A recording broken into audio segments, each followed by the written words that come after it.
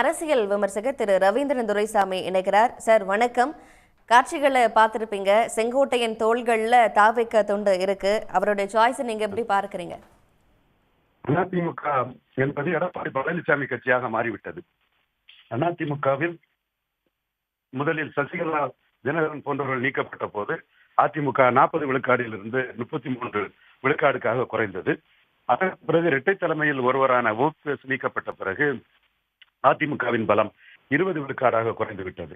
அந்த 70 விழுக்காடும் prime minister வேட்பாளர் இல்லாமல் தனது பலம் என்று எடப்பாடி பழனிசாமி கிளைம் பண்ணுகிறார். ஆனால் 20 விழுக்காடு வாக்குகள் எடுத்த போது அங்கு சி.வி. சண்முகம், கே.பி. முனுசாமி, செங்கோட்டையன், வேலுமணி, தங்கமணி போன்ற லோக்கல் லீடர்கள் இருந்தார்கள்.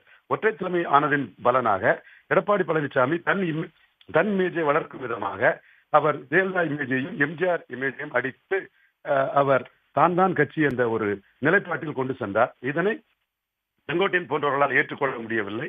அதிமுக இணைப்பு என்றெல்லாம் கூறினார்கள்.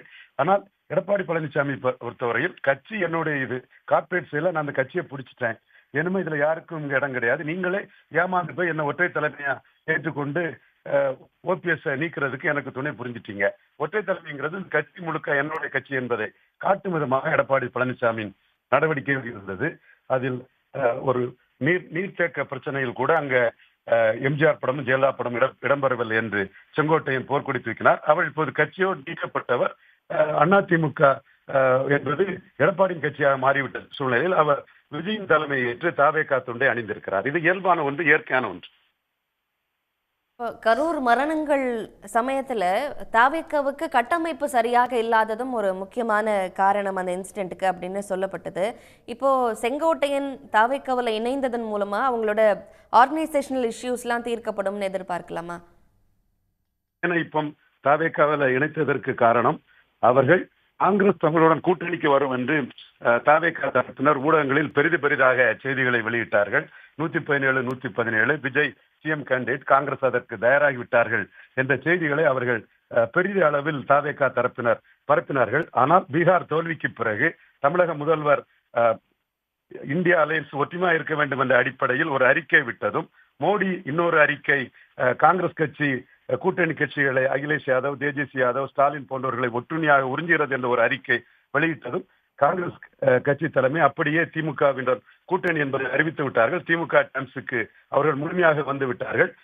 ஸ்டாலின் இந்திய அளவிலும் தமிழக அளவிலும் அவர்களுக்கு தவிர்க்க முடியாத ஒரு பெரிய சக்தி என்பதை காங்கிரஸ் தலைமை ராகுல் காந்தியை நிலைநாட்டிவிட்டார். இந்த சூழ்நிலையில் காங்கிரஸ் கூட்டணி என்று இனிமேல் நாம் அரசியல் பண்ண முடியாது என்ற சூழ்நிலையில் இதுவரை கரூர் சம்பவத்துக்கு பிறகும் அதிமுக நீக்கப்பட்ட பிறகும் செங்கோட்டையன் பேசாமல் தான் இருந்தார். இந்த காங்கிரசின் முடிவு விஜய்க்கு அதிர்ச்சி ஏற்பட்டதும் அதிலிருந்து திசை திருப்பதற்கு இப்பொழுது செங்கோட்டையனை அவர்கள் கட்சியில் சேர்த்திருக்கிறார்கள். இது செங்கோட்டையன் மூலமாக அவர்களுக்கு ஒரு பெரிய நீஸ் வேலி கிடைக்கிறது என்பது 100% உண்மை. செங்கோட்டையன் அமைப்பு ரீதியாக அதிமுகவில் உள்ள அதிருப்தியாளர்களை விஜய் பக்கம் கொண்டு வருவதற்கான வாய்ப்புகள் உண்டு. ஏற்கனவே 39 மக்களவை தேர்தலில் கேண்டிடேட் இல்லாமல் மக்களவை தேர்தலில் வேடிக்கை பார்த்த சிஏ எதிர்ப்பு மைக் பட விளம்பரம் என்று இருந்த தாவேகாவிற்கு, விக்கிரவாண்டியிலும் ஈரோடு கிழக்கிலும் வேட்பாளர் இல்லாமல் இருந்த தாவேகாவிற்கு செங்கோட்டையின் மூலமாக அதிமுக அதிருப்தியாளர்கள் தமிழகம் முழுவதும் வேட்பாளராக வருவதற்கான வாய்ப்புகள் இருக்கிறது என்று கருதுகிறேன். இந்த இன்சிடென்ட்டுக்கு முன்னாடி தொடர்ச்சியாக பல்வேறு விஷயங்கள் நடந்தது. செங்கோட்டையன் டெல்லிக்கு தொடர்ச்சியாக பயணம் மேற்கொண்டது, சென்னையிலே நிர்மலா சீதாராமனை சந்தித்தது உட்பட பல்வேறு விஷயங்கள் பாஜக ரிலேட்டடாக செங்கோட்டையன் நடந்ததும் பார்க்குறோம். சற்று முன்பா திரு வன்னியரசு அவர்கள் நம்மள்கிட்ட பேசுகிறப்போ பாஜக தான் செங்கோட்டையனை இயக்குது அப்படின்னு குறிப்பிட்டாரு. ஆனால் இது தொடர்பாக நயினார் நாகேந்திரன் குறிப்பிடுறது பிஜேபியை செங்கோட்டையை நம்பி இருந்ததாக சொல்றது ஏற்புடையதல்ல அப்படின்னு சொல்றாரு. இதுல பிஜேபியோட ரோல் என்ன?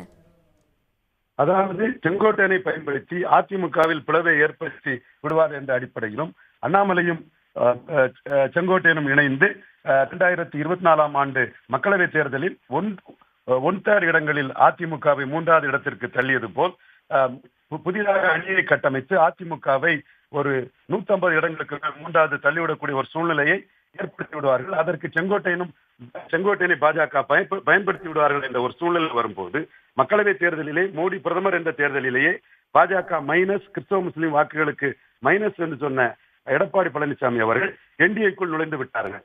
அதாவது பாஜகவை பொறுத்தவரையில் செங்கோட்டையனை பயன்படுத்தி 20 விழுக்காடு வாக்கு பலம் கொண்ட அதிமுகவை தங்கள் வசம் என்டிஏ என்ற அமைப்புக்குள் கொண்டு வந்து விட்டார்கள். இது முடிந்த பிறகு செங்கோட்டையன் மீது அவர்கள் எந்த கரிசனமும் காட்டவில்லை, செங்கோட்டையனுக்கு ஆதரவாக எந்த காய்களை நகர்த்தவில்லை என்ற அடிப்படையில் ஏமாற்றத்தின் விளைவாக அவர் தாவேக்காவில் சேர்ந்திருக்கிறார் என்றுதான் பார்க்க வேண்டும்.